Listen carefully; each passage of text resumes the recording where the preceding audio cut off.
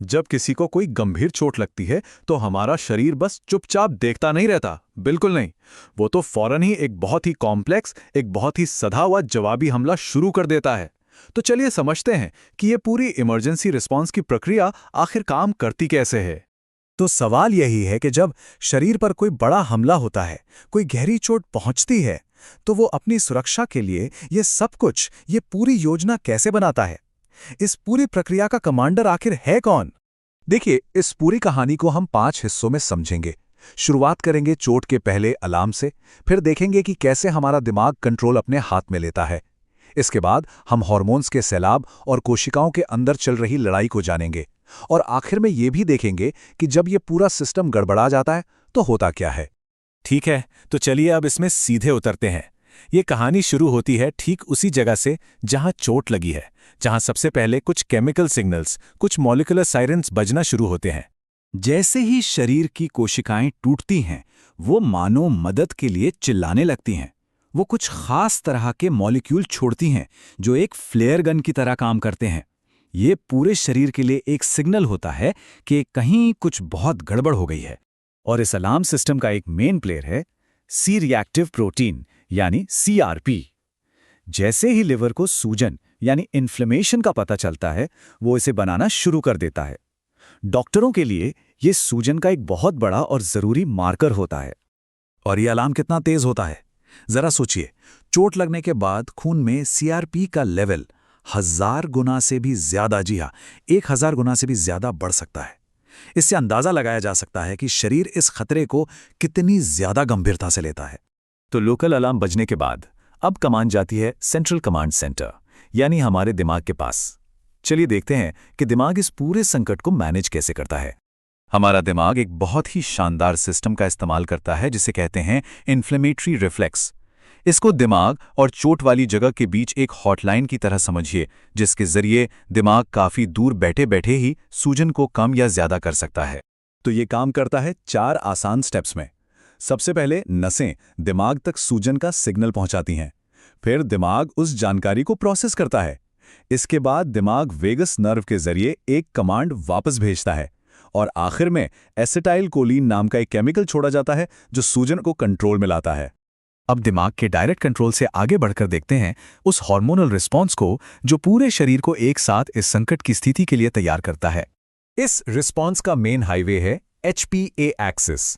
ये शरीर के स्ट्रेस रिस्पॉन्स का प्राइमरी हार्मोनल रास्ता है जो हाइपोथैलेमस, पिट्यूटरी ग्लैंड और एड्रीनल ग्लैंड्स को एक साथ जोड़ता है। ये बिल्कुल एक कमांड की चेन की तरह काम करता है।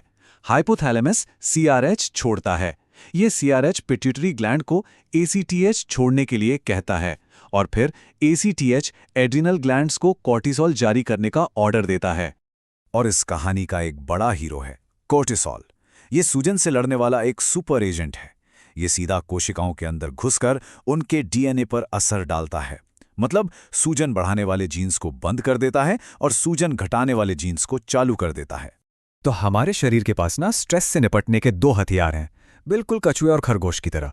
एक है HPA एक्सिस, जो कोर्टिसोल के साथ कछुए की तरह धीरे धीरे लेकिन लगातार काम करता है। दूसरी तरफ है सिंपैथेटिक नर्वस सिस्टम, जो एपिनेफ्रीन के साथ खरगोश की तरह तेजी से लड़ो या भागो वाला रिस्पॉन्स देता है। और सर्वाइवल के लिए ये दोनों ही बहुत जरूरी हैं। चलिए अब जरा बड़े पैमाने से हटकर जूम इन करते हैं और देखते हैं कि कोशिकाओं के बिल्कुल अंदर माइक्रोस्कोपिक लेवल पर क्या लड़ाई चल रही होती है। जब शरीर हाई अलर्ट मोड में होता है तो उसका मेटाबॉलिज्म तेज हो जाता है। इसका एक साइड इफेक्ट होता है रिएक्टिव ऑक्सीजन स्पीशीज या ROS। ये बहुत ही ज्यादा रिएक्टिव मॉलिक्यूल होते हैं। मजेदार बात यह है कि रॉस के 2 चेहरे हैं। एक तरफ तो ये हानिकारक हो सकते हैं, कोशिकाओं को नुकसान पहुंचा सकते हैं, जिसे ऑक्सीडेटिव स्ट्रेस कहते हैं। लेकिन दूसरी तरफ ये हमारी इम्यूनिटी के लिए जरूरी भी हैं, क्योंकि ये बीमारियों की कीटाणुओं को मारने में मदद करते हैं। सेलुलर स्ट्रेस का एक और रूप है अनफोल्डेड प्रोटीन रिस्पॉन्स। इसे ऐसे समझिए कि कोशिका एक फैक्ट्री है और प्रोटीन उसका प्रोडक्ट। जब प्रोडक्ट ठीक से नहीं बनता तो फैक्ट्री में अलार्म बजने लगता है, और यही अलार्म आगे चलकर सूजन को और भी ज्यादा भड़का सकता है। तो क्या होता है जब ये इतना जटिल, इतना सटीक तरीके से बनाया गया सिस्टम फेल हो जाता है? अब हम इन बायोलॉजिकल प्रक्रियाओं को असल दुनिया के मेडिकल नतीजों से जोड़कर देखते हैं। इस विफलता को मेडिकल भाषा में CRCI कहते हैं। अगर आसान शब्दों में कहें तो इसका मतलब है कि शरीर में सूजन की आग बहुत ज्यादा है और इससे बुझाने के लिए जो कोर्टिसोल नाम का फायर फाइटर है वो कम पड़ रहा है। और ऐसा नहीं है कि ये बहुत कम होता है। एक स्टडी में पाया गया कि जिन लोगों को कई चोटें लगी थीं, उनमें से 70 में से 38 मरीजों में CIRCI डेवलप हुआ। ये दिखाता है कि असल दुनिया में यह समस्या कितनी आम है। तो इसका नतीजा क्या निकलता है? एक बेकाबू सूजन, एक ऐसी आग जिस पर शरीर का अपना ही कंट्रोल खत्म हो जाता है। जो सिस्टम शरीर को बचाने के लिए बना था, वही अब उसे नुकसान पहुंचाने लगता है। तो आखिर में ये सवाल उठता है, क्या गंभीर चोट से बचने का असली राज सिर्फ नुकसान से लड़ना नहीं, बल्कि शरीर के अपने ही इस जटिल कमांड और कंट्रोल सिस्टम को दोबारा ठीक करना है?